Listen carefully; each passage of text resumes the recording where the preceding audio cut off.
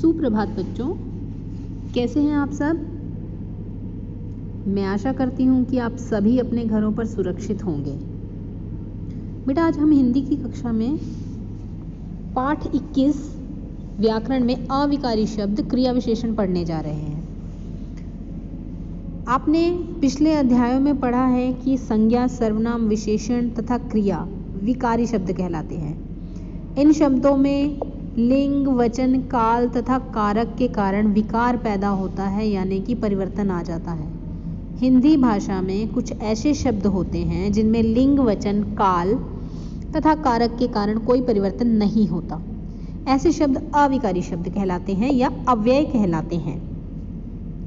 अविकारी का अर्थ होता है जिनमें विकार या परिवर्तन ना आए, और अव्यय यानी कि विकारी अव्यय का अर्थ होता है जो खर्च ना हो, जो जैसा है वैसे के वैसे ही, उतने के उतने ही बने रहे, अर्थात अपना मूल रूप बनाए रखे। क्रिया विशेषण अविकारी तथा अव्यय के अंतर्गत आता है। जो क्रिया विशेषण होता है वो अविकारी शब्दों के यानी कि अव्यय के अंतर्गत आता है।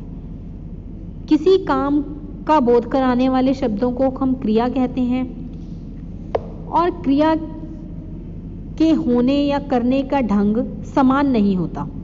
सभी क्रियाओं के घटित होने का काल, ढंग, रीति, परिणाम अलग अलग होते हैं। इस प्रकार इन्हें क्रियाओं की विशेषताएं कहा जाता है। क्रिया विशेषण यानी कि जो शब्द क्रिया की विशेषता बताता है, क्रिया की विशेषता जो बताता है उसे क्रिया विशेषण कहते हैं। क्रिया विशेषण के 4 प्रकार होते हैं। 4 प्रकार कौन कौन से होते हैं?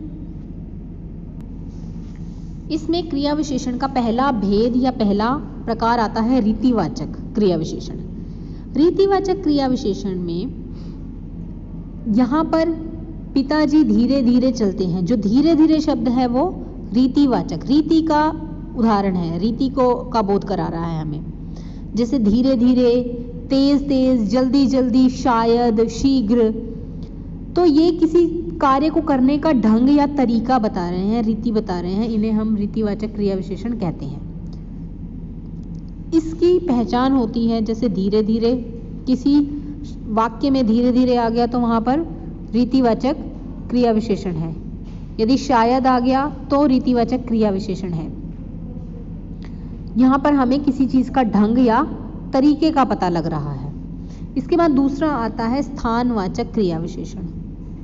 स्थानवाचक में नाम से ही पता लग रहा है कि यहाँ पर स्थान का बोध कराया जाता है, स्थान बताया जाता है। जैसे उधर, इधर, यहाँ, वहाँ, इस ओर, उस ओर, दाएं, बाएं, ऊपर, नीचे, यहाँ पर स्थान बताया जा रहा है, तो यहाँ पर स्थानवाचक क्रिया विशेषण है।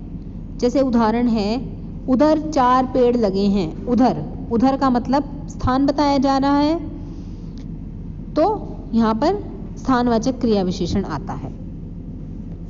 इसके बाद यहाँ पर इसमें कहाँ लगाकर, अगर स्थान का पता करना है तो हमें कहाँ लगाकर प्रश्न पूछना होता है। अगर कहाँ लगाकर प्रश्न पूछने से उत्तर आता है तो यानी कि स्थानवाचक। और इसी तरह रीति में भी होता है। रीति में हमें कैसे लगाकर प्रश्न पूछना होता है, अगर उत्तर आए तो रीतिवाचक है। इसके बाद आता है कालवाचक। काल का मतलब होता है समय।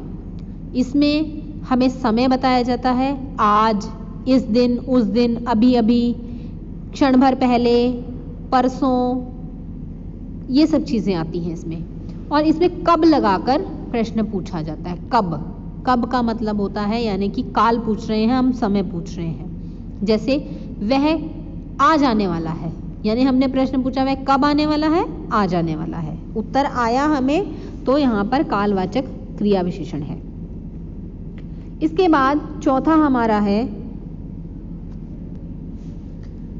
परिमाणवाचक क्रिया विशेषण। परिमाण का मतलब होता है कि किसी चीज़ का नाप तोल। जब किसी चीज़ का परिणाम बताया जाता है, नाप तोल बताई जाती है, तो वहाँ पर परिमाणवाचक क्रिया विशेषण होता है। जैसे इसमें बहुत, कम, कम से कम, जितना, उतना, थोड़ा, जरा सा, ज़्यादा, ये सब चीज़ें बताई जाती हैं। एक उदाहरण है, आप बहुत चल चुके हैं। यहाँ पर जो बहुत शब्द है वो परिमाणवाचक, यानी कि परिमाण बताया जा रहा है, मापतोल बताई जा रही है, और इसमें कितना लगाकर प्रश्न पूछा जाता है। अगर कितना लगाकर प्रश्न पूछा जा रहा है और आपको उसका उत्तर मिल रहा है तो इसका मतलब वहाँ पे परिमाणवाचक क्रिया विशेषण है। जैसे आप बहुत चल चुके हैं, आप कितना चल चुके हैं? बहुत। मोहित कम बोलता है, मोहित कितना बोलता है? कम बोलता है। तो यहाँ पर कितना लगाकर प्रश्न पूछने से उत्तर मिला, तो जब उत्तर आ जाता है तो वहाँ पर होता है परिमाणवाचक क्रिया विशेषण। अब परिमाणवाचक क्रिया विशेषण में आगे अधिकता बोधक भी होता है, न्यूनता बोधक होता है, तुलना बोधक होता है, पर्याप्ततावाचक होता है और श्रेणीवाचक होता है। अधिकता बोधक यानी कि अधिकता बताई जाती है किसी चीज़ की, जैसे बहुत, ज़्यादा, अति, बड़ा, बहुत बड़ा, अत्यधिक, अधिक। न्यूनता मतलब कमी बताई जाती है किसी चीज़ की, जैसे कुछ, थोड़ा सा, जरा सा, तनिक सा। तुलना में यानी कि दो चीज़ों के बीच में तुलना की जाती है, इतना, उतना, जितना, ज़्यादा से ज़्यादा, कम से कम। पर्याप्तता यानी कि हमें बस, केवल, काफ़ी, यथेष्ट, पर्याप्त है, तो यहाँ पर पर्याप्ततावाचक है। श्रेणीवाचक, श्रेणी का मतलब होता है श्रेणी में रखना, एक लाइन में रखना, जैसे थोड़ा थोड़ा, तिल तिल, एक एक करके, क्रम से, बारी बारी, ये चीज़ें आती हैं श्रेणीवाचक क्रिया विशेषण में। तो इस तरह बेटा हमारा ये जो पाठ है क्रिया विशेषण, आविकारी शब्द क्रिया विशेषण, ये हमारा आज यहाँ पे पूर्ण होता है। बाकी हम अपना जूम कक्षा में इसके बारे में और डिटेल से पढ़ेंगे। धन्यवाद।